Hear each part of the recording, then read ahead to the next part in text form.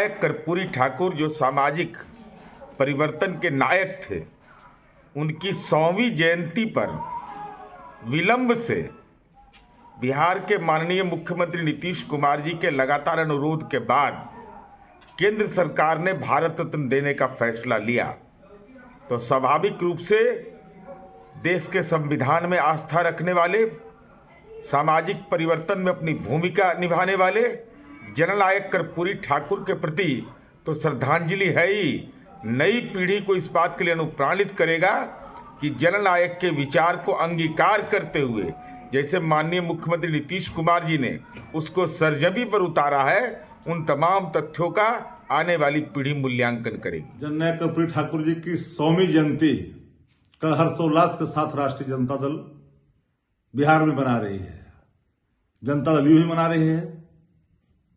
आदरणीय लालू प्रसाद जी जननायक कर्पूरी ठाकुर जी के देहावसान के बाद उनकी गद्दी को संभाला और सामाजिक क्रांति की जो नारा था उसको मूर्त रूप देने का काम किया। वोट का राज का मतलब छोट का राज को परिभाषित किया और हम लोग लगातार मांग करते रहे कर्पूरी ठाकुर जी को भारत रत्न देने के लिए। उप मुख्यमंत्री तेजस्वी प्रसाद यादव जी ने जोर देकर के कहा कि कर्पूरी ठाकुर जी को भारत रत्न हर हाल में मिलनी चाहिए, हम तो मांग करते हैं कि मिले। ये बात कही हमारे सांसद राज्यसभा के हैं, पार्लियामेंट के अंदर में मनोज कुमार झा जी ने मांग की पार्लियामेंट में कि कर्पूरी ठाकुर जी को भारत रत्न दिया जाए। आज भारत रत्न देने की घोषणा हुई है तो निश्चित तौर पर जो मांग उठती रही है राजद की तरफ से, जदयू की तरफ से, उस मांग पर मुहर है। श्री नरेंद्र मोदी जी ने वो ऐतिहासिक काम कर दिखाया जो आज तक कोई प्रधानमंत्री नहीं कर पाया था। अति पिछड़ों की लड़ाई लड़ने वाले कर्पूरी जी को एक दूसरे अति पिछड़े के बेटे नरेंद्र मोदी ने भारत रत्न की उपाधि से सम्मानित करने का काम किया है। लालू यादव, नीतीश कुमार मांग करते थे कि भारत रत्न दिया जाए, लेकिन जब स्वयं केंद्र में मंत्री थे तो क्यों नहीं दिलवा पाए, और आज वो काम नरेंद्र मोदी ने कर दिखा दिया। तो कर्पूरी जी के सपनों को नरेंद्र मोदी साकार कर रहे हैं। कर्पूरी जी का पूरा जीवन गरीबों के प्रति समर्पित था। उन्होंने अंग्रेजी की अनिवार्यता को खत्म किया। उन्होंने अति पिछड़ों के लिए अलग से आरक्षण की व्यवस्था की। उन्होंने पहली बार महिलाओं के लिए 3% का आरक्षण दिया। ऊंची जाति के गरीब लोगों के लिए 3% का आरक्षण दिया। और आज देश के प्रधानमंत्री ने ऊंची जाति के गरीब लोगों को 10% का आरक्षण देकर कर्पूरी ठाकुर की परंपरा को आगे बढ़ाने का काम किया। कर्पूरी जी ने 3% का आरक्षण सभी वर्गों की महिलाओं के लिए दिया था। नरेंद्र मोदी जी उसी परंपरा को आगे बढ़ाते हुए 33% के आरक्षण का संविधान संशोधन विधेयक पारित कराया। इसलिए मैं फिर से एक बार देश के प्रधानमंत्री को धन्यवाद देना चाहता हूं कि 36% बिहार की जो अति पिछड़ों की आबादी है, जो गरीबों की आवाज़ है, उसको सम्मानित करने का काम किया है।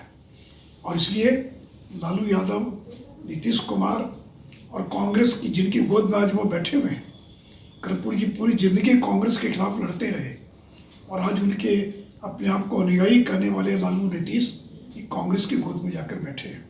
तो पुनः एक बार देश के प्रधानमंत्री को, स्वर्गीय कर्पूरी ठाकुर जी को भारत रत्न का सर्वोच्च सम्मान देने के लिए मैं धन्यवाद देता हूं, बधाई देता हूं। पैनोरमा ग्रुप, जो सोचता है वो करता है। ये लो मुंह मीठा करो, आज मैंने अपना जॉब छोड़ दिया। अब हम पूर्णिया वापस जाएंगे। जॉब छोड़ दिया है? मतलब ये घर कैसे चलेगा? हम करेंगे क्या? और माँ बाबूजी क्या बोलेंगे? इसलिए मैं एक और मिठाई का डब्बा लाया। अपने बिजनेस के लिए लोन अप्रूव हो गया। अरे लोन अप्रूव हो गया वो तो ठीक है, लेकिन पूर्णिया में हम रहेंगे कहाँ? अपना घर भी तो नहीं है वहाँ। इसलिए तो एक और मिठाई का डब्बा अलग से लाया हूँ। हमने पूर्णिया में घर ले लिया है, पूर्णिया के ई होम्स पैनोरमा में। पूर्णिया में पैनोरमा ग्रुप लेकर आए हैं ई होम्स पैनोरमा। बड़ा घर, आलीशान जिंदगी और अत्याधुनिक सुविधाओं के संग। अरे अब क्यों मुंह मीठा करवा रही हो? क्योंकि हम घर वापसी जो कर रहे हैं।